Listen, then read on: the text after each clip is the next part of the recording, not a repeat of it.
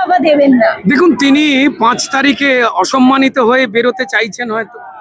ভারতীয় জনতা পার্টির আলোচনা করবার সময় নেই যে পশ্চিমবঙ্গের প্রাক্তন মুখ্যমন্ত্রী মমতা বন্দ্যোপাধ্যায় ইস্তফাটা দেননি কেন।